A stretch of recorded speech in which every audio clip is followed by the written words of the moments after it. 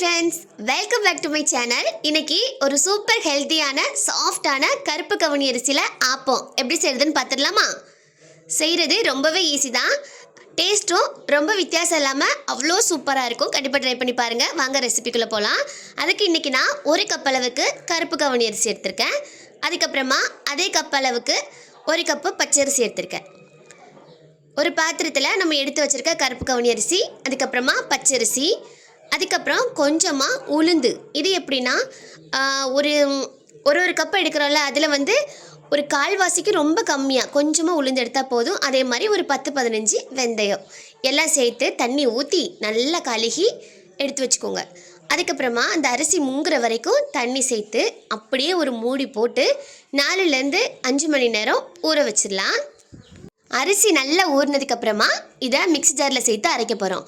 உங்கள்கிட்ட நிறைய குவான்டிட்டி வந்து நீங்கள் செஞ்சீங்கன்னா கிரைண்டர் யூஸ் பண்ணிக்கோங்க. நான் வந்து கொஞ்சமாக செய்கிறனால மிக்ஸிலேயே அழகாக அரைச்சி எடுத்துருவேன். ஒரு 1/4 கப் அளவுக்கு குட்டி குட்டியாக கட் பண்ண தேங்காய் இல்லைன்னா துருவி சேர்த்துக்கோங்க. மிக்ஸி ஜாரில் சேர்த்துட்டு நம்ம ஊற வச்சுருக்க கருப்பு கவுனி அரிசி, பச்சரிசி, அந்த உளுந்து இருக்குல்ல, எல்லாத்தையும் இந்த மிக்ஸி ஜாரில் சேர்த்துட்டு ஊற வச்ச தண்ணியையும் கொஞ்சம் ஊற்றிக்கோங்க. அதுக்கப்புறமா இதுக்கு முக்கியமான இன்க்ரீடியன்ட்ஸ் வந்து பழைய கஞ்சி.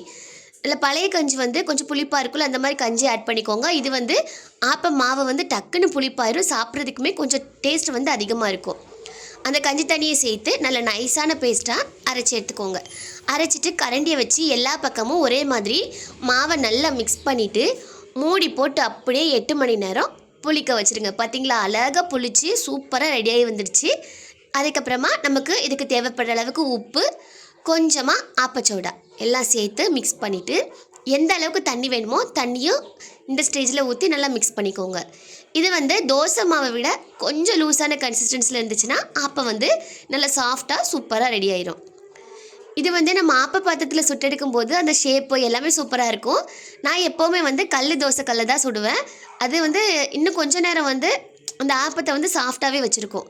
தோசை கல்லில் சூடானதுக்கப்புறம் கொஞ்சோண்டு ஆயில் அப்ளை பண்ணிவிட்டு ஒரு 1.5 கரண்டி மாவை அப்படியே சுற்றுனாப்பில் ஊற்றி ஒரு மூடியை போட்டு 5 நிமிஷம் நல்லா வெந்ததுக்கப்புறமா எடுத்து சர்வ் பண்ணோம்னா சூப்பரான கருப்பு கவுனி அரிசி ஆப்பம் ரெடி.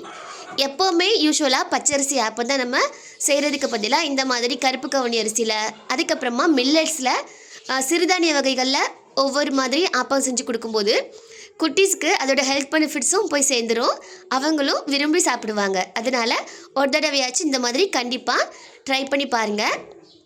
இன்றைக்கி நாங்கள் சிக்கன் கிரேவியோடு சாப்பிட்டோம். அவ்வளோ டேஸ்ட்டாக இருந்துச்சு. ஒரு பர்ஃபெக்டான காம்போவாக இருந்துச்சு.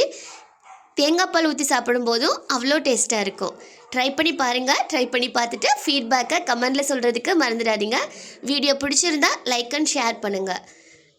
நான் போடுற வீடியோஸ் உங்களுக்கு பிடிச்சிருந்துச்சு, யூஸ்ஃபுல்லாக இருந்துச்சுன்னா மறக்காமல் சேனலை சப்ஸ்கிரைப் பண்ணிக்கோங்க. தேங்க்ஸ் ஃபார் வாட்சிங்.